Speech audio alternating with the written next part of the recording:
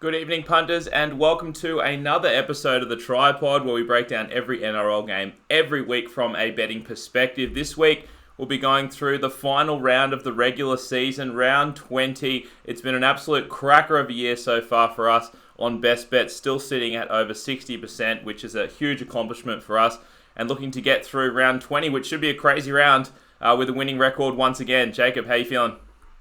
Well, always a little bit sad, a little bit nostalgic because we take footy for granted and we all look forward to the finals, and the finals is going to be absolutely electric when we get there. And a week from now, we'll be previewing week one of the finals. But this is the last week where we get 8 games of NRL. That means 8 games to watch on TV. It means 8 games to break down and to punt on.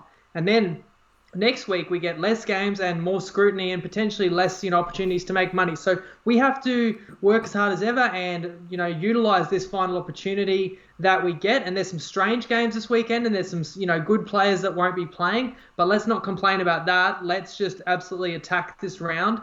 Once again, the key is knowing what's at stake in every game and trying to identify what each team is thinking and how motivated each team is in every game. And that's what we're going to try and do to help you guys identify the value for round 20. And obviously that's an impossible kind of thing to do, is to know exactly what teams are thinking. But I think we've shown over the last 6 years that you can get a pretty good gauge. And if you can get a good gauge on that, it'll steer you onto some good bets and definitely away from some bad ones. Let's start with the Queensland Derby on Thursday night. It's the Broncos hosting the Cowboys. The Broncos are slight underdogs, catching 1.5 points, and the total is 45.5. A few personnel changes for the Broncos in this one. Staggs to 5'8", so we'll see how that goes for him. Obviously, Fafita out, but Payne Haas coming back into the team. I thought he was done for the season, so that's a welcome addition to the Broncos side. In terms of the Cowboys, obviously, you get Maguire back, Tamalolo starting in this one as well. And you might say this is a, battle of the shit teams, but there is a lot on the line for this one. The Broncos trying to get off the wooden spoon, and if they lose this one, they will be the wooden spooners. So that's huge motivation for this Broncos team. Usually you don't. It's hard to get motivated when you're sitting at the bottom of the ladder. But I mean, Bulldogs did it last week Thursday, and this is the time for the Broncos to do it this Thursday. But the problem is, the Cowboys will probably be motivated for this one as well. Not only keeping the Broncos on the bottom of the ladder, but, revenge for losing, one of the 3 games against the Broncos that they've won this year. So I think both sides will be completely up for it. I was on the fence with this one. I did let you twist my arm, Jacob, because you felt quite strongly about a side. That's right. I mean, of course, everyone every year is motivated to not win the wooden spoon. But, I think back to that Newcastle Knights side that I believe won 3 spoons in a row. It's like you can be motivated all you want, but these downtrodden teams, sometimes they are where they should be. The worst team of 2020 has been the Brisbane Broncos, regardless of what happens tomorrow night. Look at their points differential and the players they've got. They, should have definitely outperformed the Bulldogs, who've been gallant and actually earned more respect this year than Brisbane. But I think it's an added factor that Brisbane, a proud club, has never won the spoon. So it's not just a spoon, it's like their first ever wooden spoon. Do you need much more motivation than that? And you're at home, and you play, your Queensland traditional rival. And has Brisbane got the squad to do it? Well, I think losing Fafita last week was brutal, but they actually hung in the game against the Eels. We talked about that in the recap, that they were brave. The second half was 6-all, and that was losing Gamble in the first minute in the halves and losing Dave Fafita after about half an hour. Well, I think that is cancelled out by bringing back Payne Haas. I think this season Payne Haas has been their best player, or him and Staggs, but they've been their best forward, as good as Fafita's been. And speaking of the forwards, it's Jordan Ricky back into the team. This could be, a future mainstay of this Broncos forward pack. It's actually still pretty strong on paper. You've even got guys like Carrigan, and I don't think Offengawi will, but those guys, last chance to put their hand up for Origin, although you can make the same case for a Moose Maguire on the other side of the equation. And a lot of people may want to take the Cowboys in this game because Tamalolo's back, but I don't think it's 100% Tamalolo. He played off the bench last week. He's come back from that calf tear. I think even him at 90% capacity is still very scary, but I don't necessarily think he's going to put in Hercules performance and play, 60 ridiculous minutes and will them to victory on his own. I like the fact that Broncos get to just hand the keys to Dearden at halfback. Staggs to 5'8" is an interesting move, but he's actually filled in there when he's had to when they've copped injuries. And I just think a superstar like that, just get him the ball. So I kind of actually think I like the mix for Brisbane this week, and I think they've got a squad that's at least equal to the Cowboys. I know the Cowboys want to beat Brisbane, but I don't think they can match the desperation that the Broncos have, and they're at home. Well, I believe the Brisbane Broncos will win this game, and we get them as an underdog. Indeed we do, and we've got 3 best bets on the Broncos for now. We've got the Broncos plus half a point in the first half. That's $1.87. You'll find that one on Ladbrokes, Neds, and Sportsbet. Second best bet is the Broncos plus half a try. That's $1.80 on Bet365. And we're making ourselves a mechanical Broncos plus 2.5 points. It's going to be $1.90. 5% on the Cowboys to win by exactly 2. It's $17 on 365. And the rest of your 95% stake on the Broncos plus 2 with the $2 lines on Ladbrokes and on Neds. Let's move on to the Friday games. It's the Titans hosting the Knights.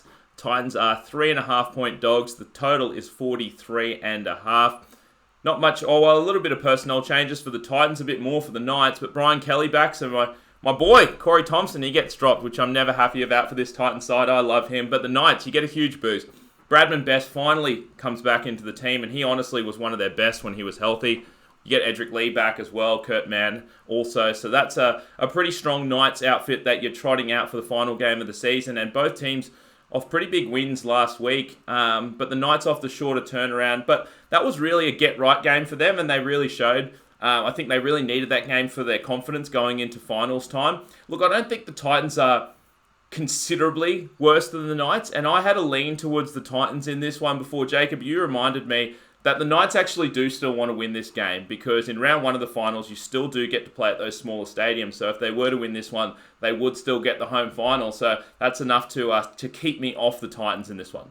That's right. That's what's at stake for the Knights. They're currently in 6th. They're not going to get to 5th, so they're locked into a matchup against the Bunnies. But it is a big difference to get to play at McDonald Jones. We've spoken for years about how this side is a lot stronger at home, and they get to play in front of their home fans, and that's a lot better than having to play in front of a quite empty ANZ stadium. Right. It's not the travel, but we know that they much prefer their hunting ground in the Hunter. And it's also a game where they get back to close to full strength, or full strength as they will be for the finals.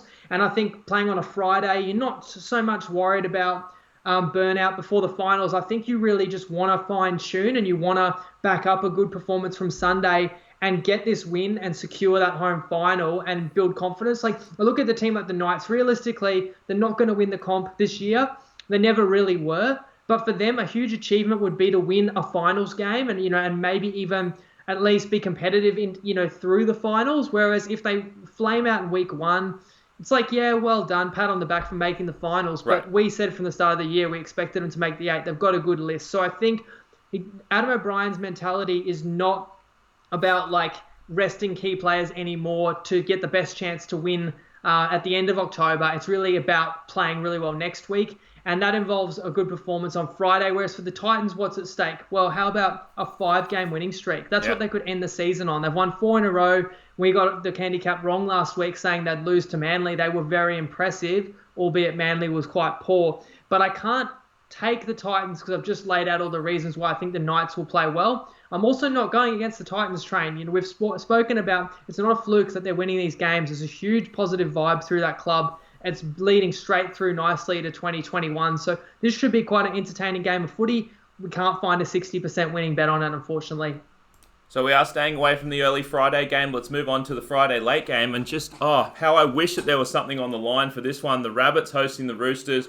The Rabbits are 11.5 point dogs. The total sitting at 44.5 points. And obviously, nothing to gain for both teams here. But the Rabbits get back Gagai, so he's going to get a run in this one, ready for finals time. The only problem for this Rabbit side, Jaden Sewer suspended. That really hurts. He honestly has been one of their best this year. The Roosters are actually trotting out a full-strength side, which did surprise me, honestly. I know that they rested a few blokes last week, Teddy included, and I guess you want to get them a run this time, but it did surprise me seeing as this Roosters side has nothing to gain. I mean, I guess they can drop to 4th and play the Panthers instead of the Storm, but, whether that's any worse, that's debatable, that's for sure. But I do think the Rabbits are the side here, catching double digits. And with these ones with nothing to play for, you kind of have to figure out, which side wants it more, which side's going to be more motivated to actually try in this one. And I think this is one of the games that the Rabbitohs will want to get right here. They lost Thursday, they got embarrassed by the Dogs. Now they get the long turnaround, they get to stew, and I think they're going to want to bring some form into finals time. So I think they'll be completely up for this one. Plus, you got the revenge spot. Roosters crushed them by, I think, about 18 points earlier on in the season. Now, for the Roosters, I understand they're trotting out a full-strength team.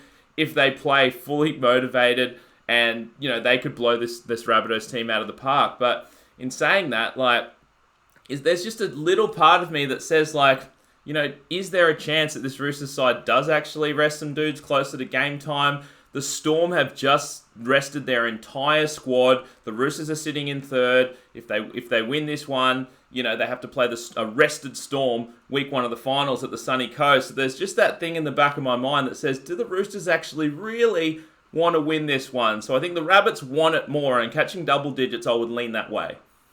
It's a fair question to ask whether the Roosters really want it. Now, apart from these are age-old rivals and they should get up for a game against each other, let's start there and assume they both should be motivated. I think this game, they are both motivated. They both want to win. Why? Because I think it's a tune-up for the Rabbitohs. They dropped a game. They were awful last week against the Dogs. So you want to, find your form again this week and build up, and we should mention as well, if the Knights were to lose to the Titans, even more so, that the Rabbitohs could then deny the Knights a chance to play in Newcastle, and for them, they'd prefer to play at ANZ. And of course, that that would factor in that you'd like the Bunnies a little bit more.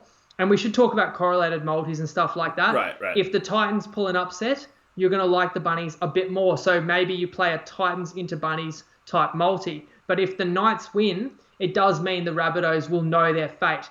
But as I said at the start of this pod, we try to figure out what these teams are thinking, and these teams tell you what they're thinking by the team they picked on Tuesday.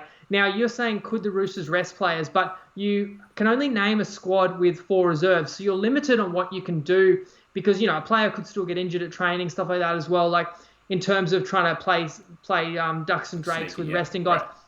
This team, as I said, they rested Teddy last week. They rested Boyd Cordner last week. Jake Friend's been in and out. Kiri only got back a couple of weeks ago. Tupu got back recently. This team wants to big Taukeiaho, Jared Ware-Hargraves has had a rest. So this team wants to, I think, peak next week. I cannot overstate how huge, and I'm assuming it will be Roosters Storm, how huge that game is. And if you want your players to get a rest, you do get a rest if you win that game. So I think the Roosters' logic is, we get to play Friday night as opposed to the Storm who plays Sunday. We're going to, we get a tune-up. We get a finals intensity match because we play a Bunny side that is good, that's also making the finals. We're going to do our best and win.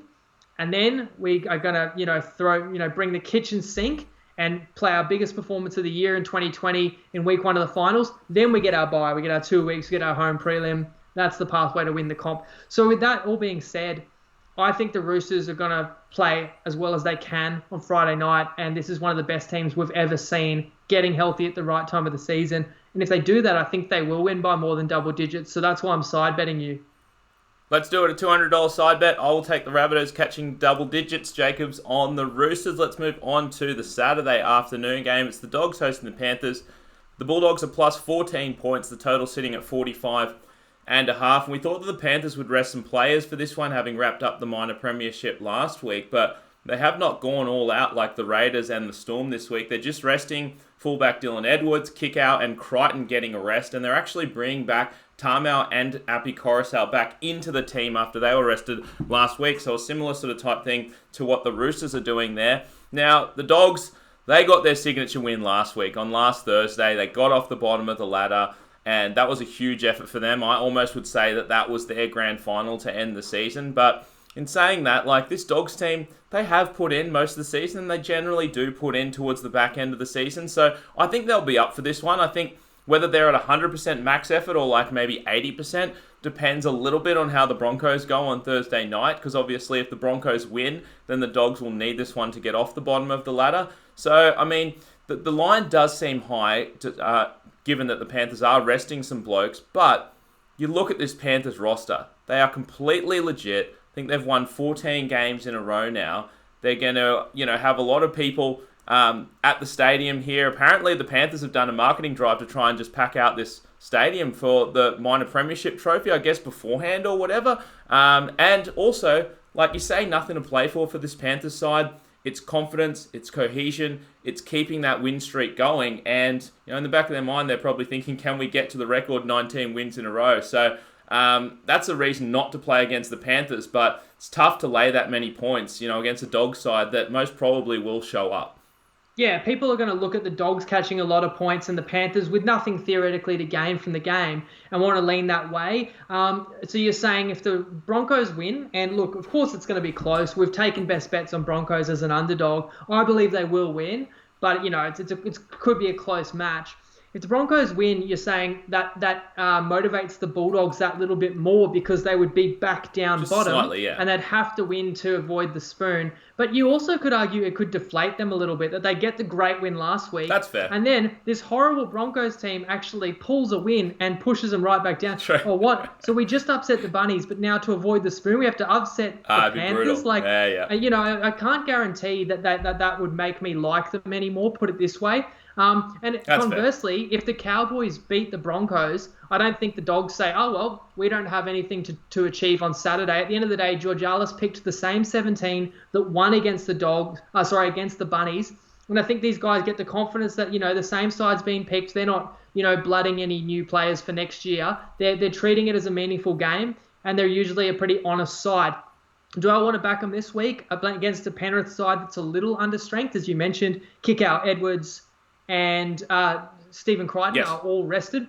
No, the same kind of thing you said. I think Penrith, they would have debated, do we rest players? And especially once they saw what the Storm did, they would have second-guessed, are we doing the right thing? What happens if Nathan Cleary gets hurt in this game, or Fisher Harris or whatever. But there's a few things you talk about. It's a younger side, maybe doesn't need the rest as much. They're riding a wave. How many have they won in a row? Like 15 or 14, shooting maybe? For 16, 15, 16 in that neighbourhood. I think to get Nathan Cleary the Dally M, like if they win and he is dominant as he usually is in their wins, that could be another key amount of votes. Which is crazy given you had to give up 6 Yeah, but points. We've seen like Manly make a decision to play Turbo that did not benefit them at all, but it was for the player, and not saying because his dad's the coach that he would hurt the team in that way. I think the thing is sometimes you ask the player what do they want to do, and if they feel good, they play. I also believe this Panthers team has just so much confidence and is on such a roll that they're saying to themselves, no worries. We're going to win in week 1 of the finals at home. We're going to beat the Eels and we'll get our rest after that. And that's not a guarantee because, it may not even be the Eels. There's a possibility it could be the Roosters. But I think that's the way they're thinking. They just think like nothing can hurt them. And we've just seen how ruthless they are. We don't want to get out in front of them either. So once again, we've got to pass the game. So we're passing that one. Could be the Raiders that they play as well. Very, very outside chance, but that's the game we'll talk about now. It's the Sharks laying 2.5 points hosting the Raiders. The total is 44.5. Once again, pretty much 0 to game. Well, 0 to game for this Sharks team. Like I kind of said last week, they were locked into the 8, and I don't know. It's hard to say now. I mean, I said I thought they maybe should have rested some players last week. It really did come back to bite them. I feel terrible. Sean Johnson going down. He's going to be out for quite some time, so now Wade Graham's slots into the halves, and, he's a good ball player, to be fair. So Dugan's out as well, Sione Katoa are out, but helps when you can just slot in Nene McDonald, one of my favourite players, so into this Sharks lineup. But the Raiders, I mean, look at who they're resting. Charnze-Nicoll-Klokstad, Croker, Rapana, Whiten, George Williams, Bateman, Whitehead, Papali, Tapine.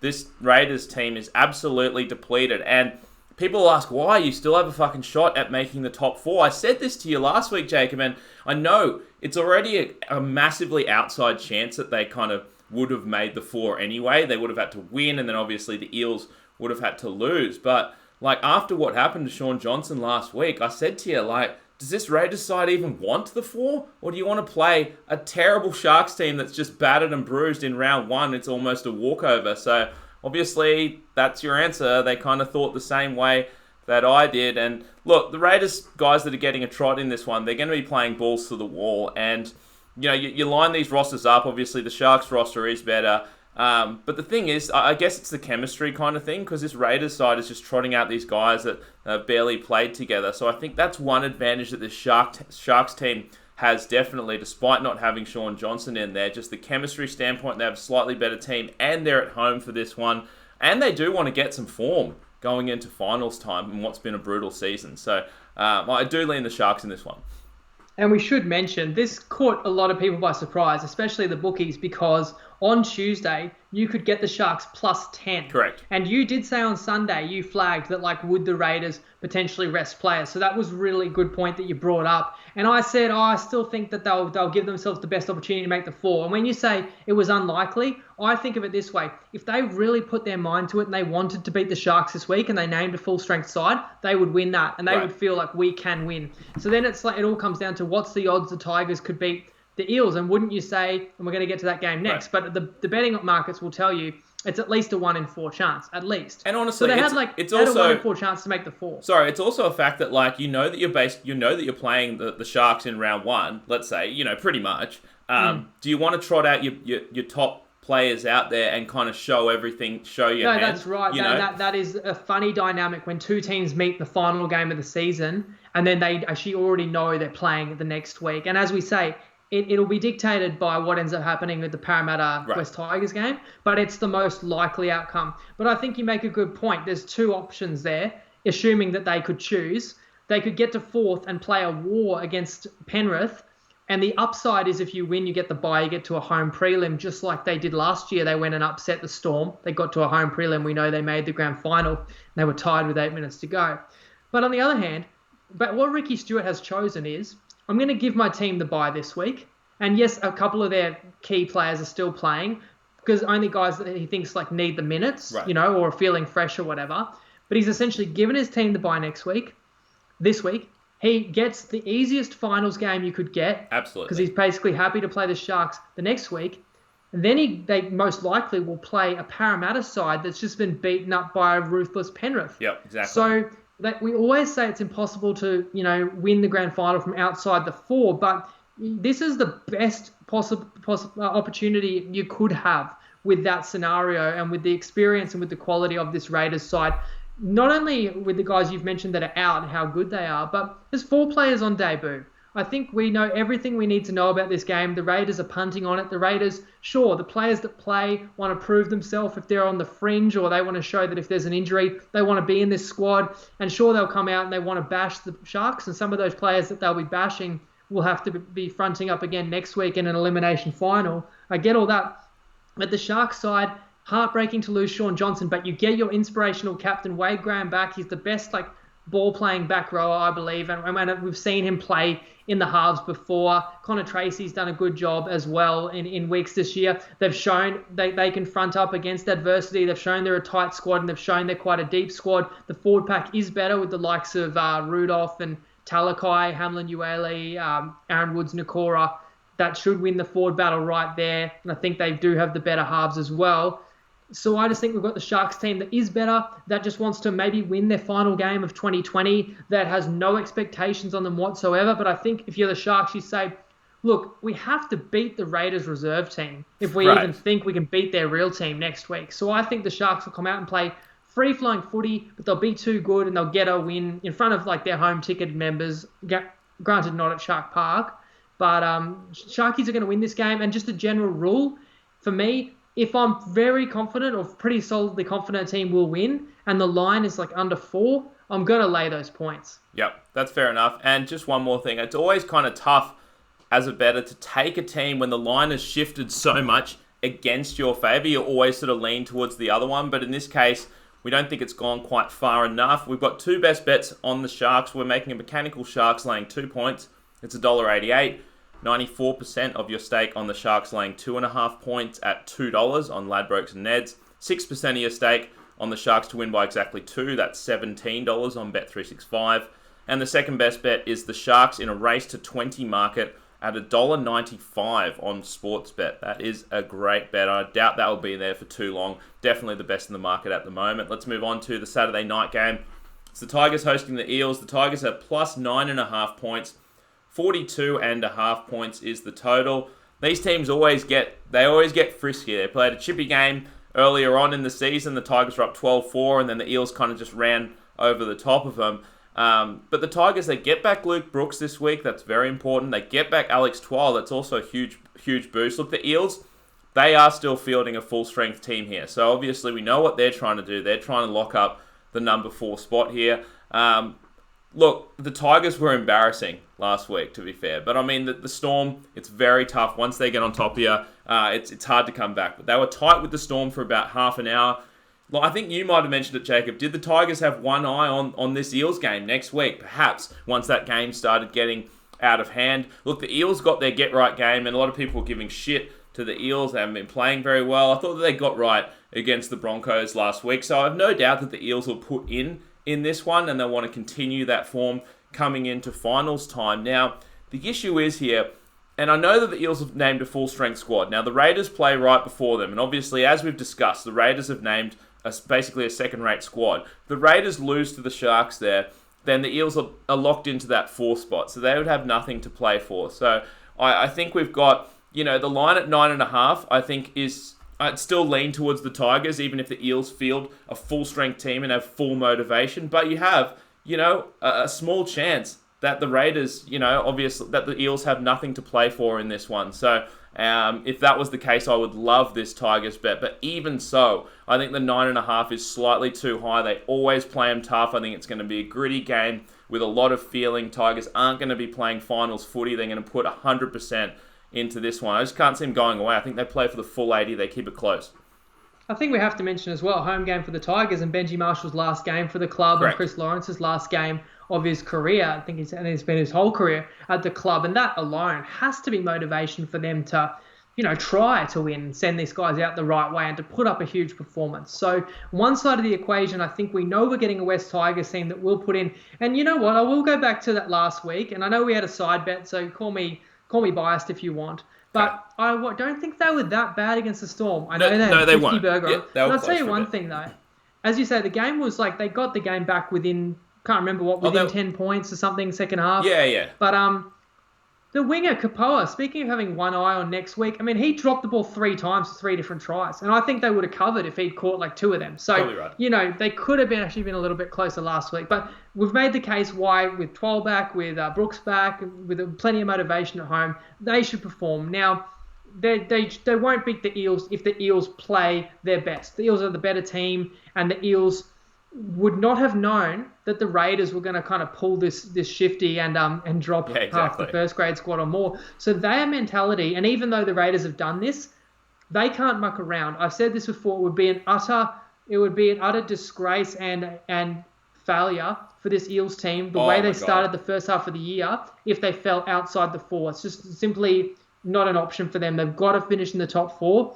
They have to assume that the Raiders still can easily win, and the betting market will tell you it's close to a 50-50. I think pretty confident the Sharks will win that game beforehand, but in any case, the final whistle for that Sharks-Raiders game could be 10 minutes before this game kicks off. It really can't change their game plan or their motivation or their personnel. So the Eels simply have to prepare this week that it's a must-win game. The chippiness as well goes back to the Ryan Madison walking out on the Tigers and the comments that have been made by both clubs. So I feel like they know that what's coming for them in this game against the Tigers, and they probably will put up a good effort. And we've liked the Eels probably more than the general marketplace, so it's not often we bet against the Eels, but we do have that asymmetric risk where we can't see a scenario where the Tigers don't throw the kitchen sink, but we can see a scenario where the Eels are subpar with one eye ahead to the finals. Therefore, we've just got to play the Tigers. And 2 best bets on the Tigers. We're taking them plus 4.5 points in the first half. That's $1.87. You'll find that one on Ladbrokes, Neds, and Sportsbet. We're making ourselves a mechanical Tigers plus 10.5. It ends up being $1.82. Our main stake, 91% on the Tigers plus 8.5 at $2 on Ladbrokes and Neds. That's a good bet in and of itself. And the remaining 9% stake on the Eels to win by exactly 10 points. That is $20 on Sportsbet.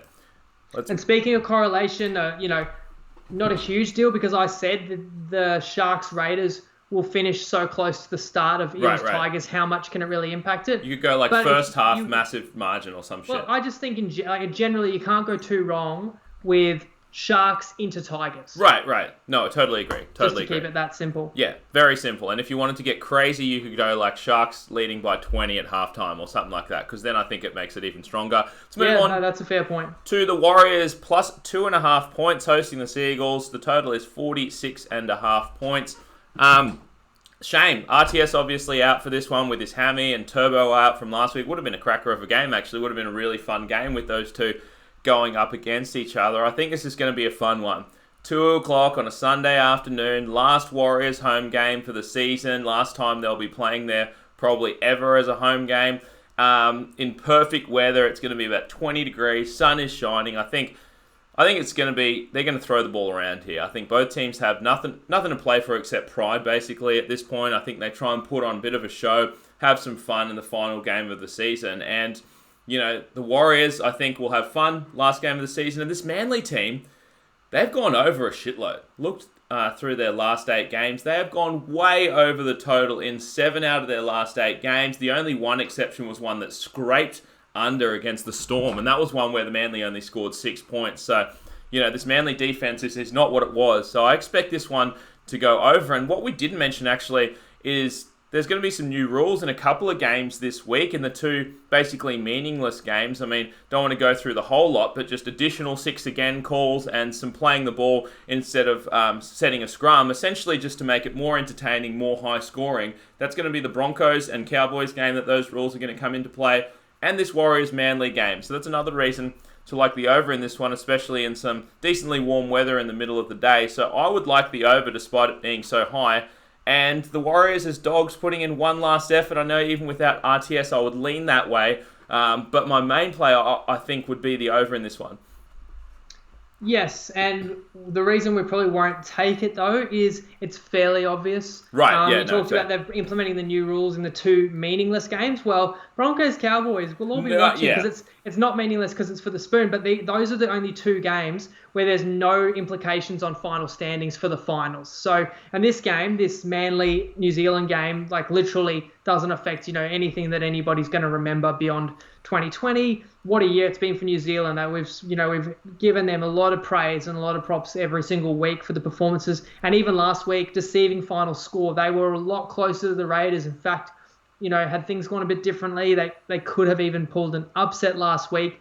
But you just wonder, and again, I know I say this every week, but I just can't be sure that the Warriors have got anything left in the tank and that they're going to give a good performance here.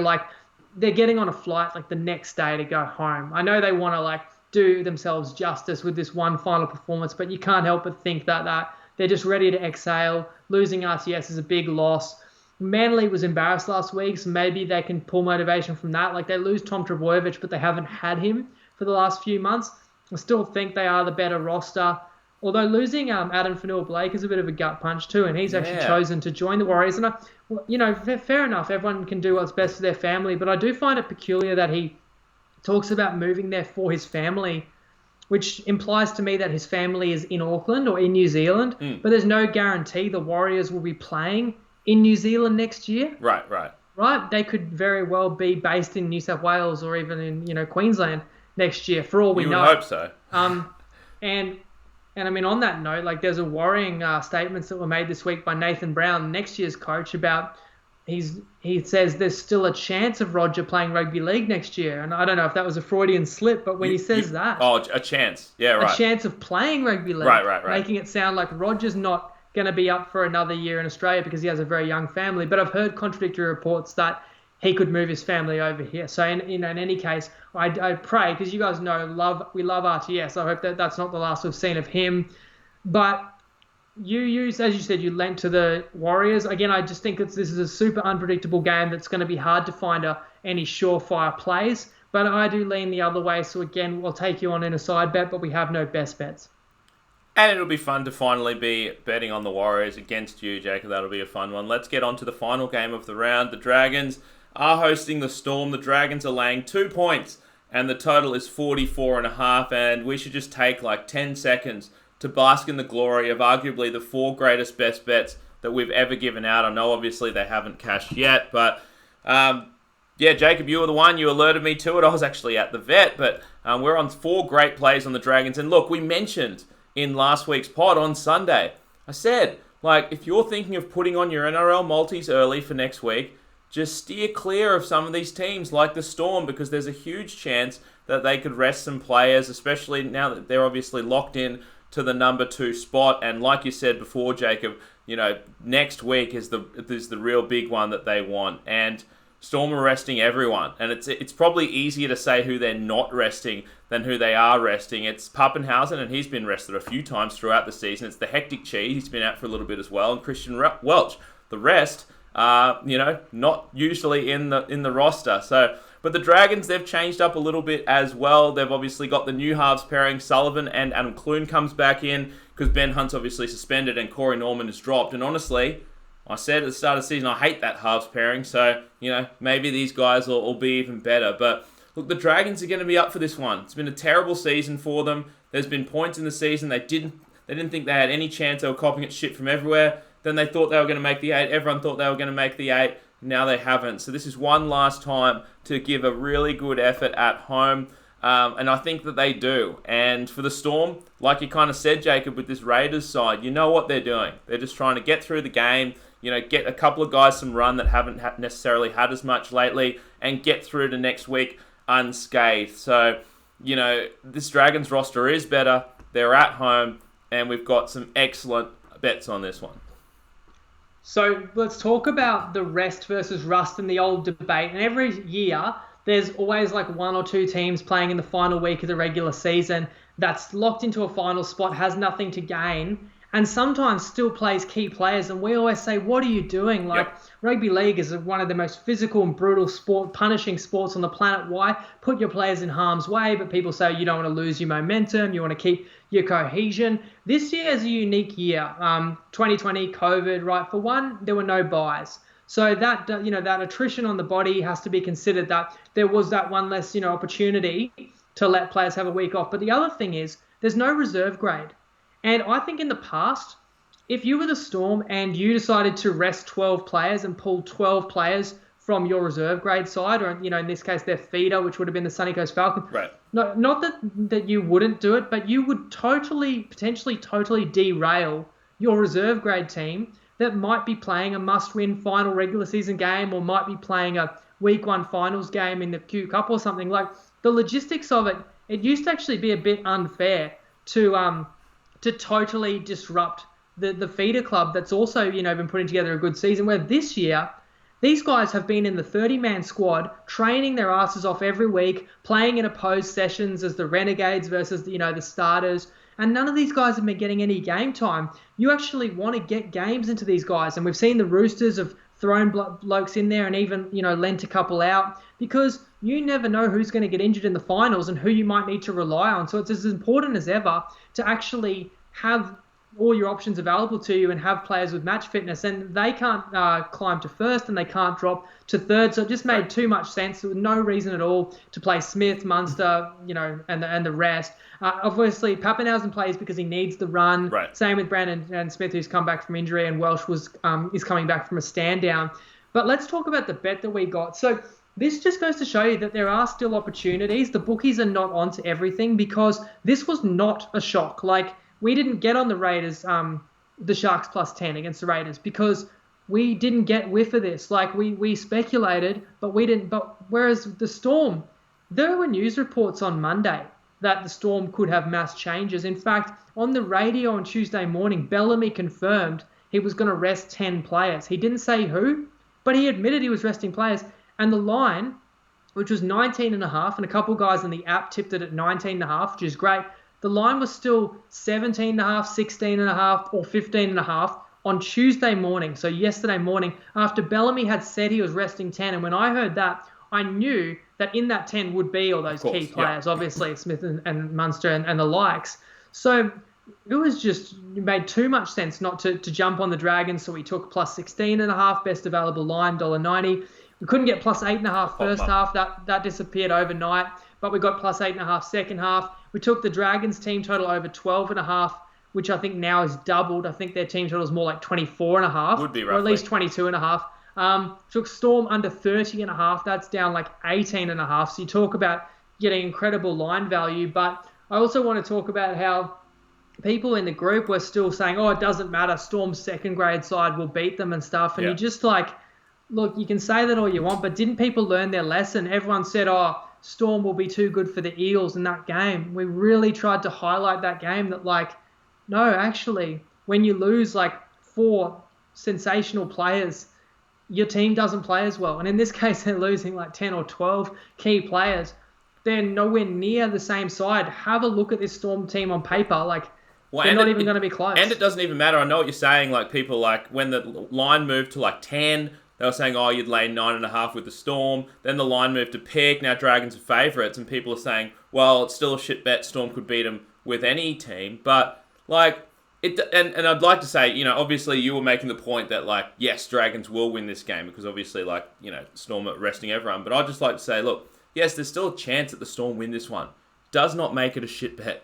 Anytime you can get a fucking 18-point line move, obviously it is a great bet, and that's sometimes what people don't really understand, I guess. Well, and I also said, like, when I said grab 16, I said, look, like, there's going to be mass changes for the Storm.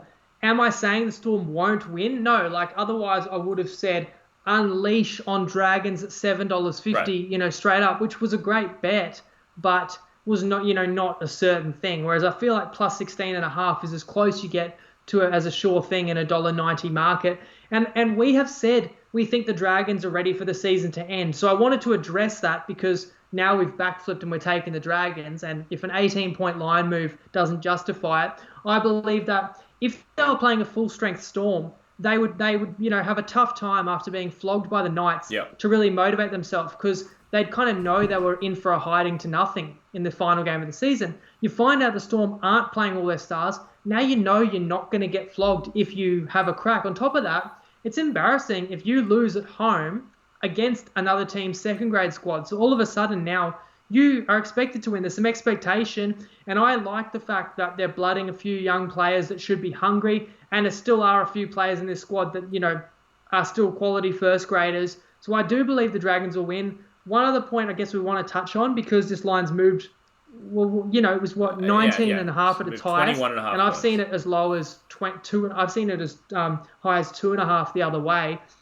People asking, so at what point does it become value to take the Storm? And I'll just say, look, I think the players they've picked will absolutely rip in. I think that it's kind of like we've talked about with the Raiders. They want to put their hand up and say, I want to get in this 17, or guys like the Cheese, or like they'll take the challenge upon themselves because it's still a winnable game for them. And they've got like awesome chemistry in this squad. And I'm sure they're going to, you know, coach hard and play hard and not let the Dragons win this easy. It's not their way. But I would still lay up to 3.5 with the Dragons. I think if the line got to 6, I'd probably have to take the Storm. And at 4.5, you get me thinking. So I think this line should probably be 4.5. In other words, everyone's saying, oh, Storm as an underdog is an automatic play. Right. I don't think they're value if they're $2.10 to win because I think that it's a perfectly justified line move. Yeah, I think we discussed before the pod that I think it'd have to get to 4.5 before you even decided to maybe play back on the Storm. And I'd say as well that I've seen a lot of slips in the group with people that have juicy cash out amounts, whatever bookie they got this bet on, whether it was Dragon straight up or whatever it is, and they're saying, oh my God, I can get nearly 80% profit on my stake for this one. I'd just say that you wouldn't be cashing that out. Just let it ride this one because they're ripping you off with the cash out, but I've said that many a time before. Look, that is going to do it. Anything else you want to add, Jacob, before we sort of... I mean, I had another point on that as well. Go. Never cash out. Like someone backed the Dragons at $4.50 and now obviously they're a favourite. Right. And they were going to get like a few $100 on top of what they staked to cash out. They're going, look, I can make a free 300. Right. But the thing that was glaring to me was Ladbrokes was offering a cash out of less than half the potential winnings. Yeah, it was terrible. So you could have just bet the Storm. And you could have got plus 1.5 at $2. If nothing else, was why we say never cash out. If you don't feel confident you want to make a guaranteed profit, all right, we're telling you you're not going to be making the optimal betting choice, but at least hedge the other side. Right, don't just press the cash out button where you know they rip you off. On top of that, I'll just add, that this has been probably our longest pod of the year. Could be, We have could gone be. deep, but you know what, guys? Last ever week with 8 games, some very unique scenarios, some good money-making scenarios that we wanted to deep dive. We never want to, cheat you guys and hold back on any of the information we have that has helped us put together a historic punting season. But in saying that, as I want to say every week, no game is a lock and anything can happen, and always gamble responsibly. Good words to finish on. See you guys on Sunday night to wrap up round 20 before we start the finals. Catch you then. Lego.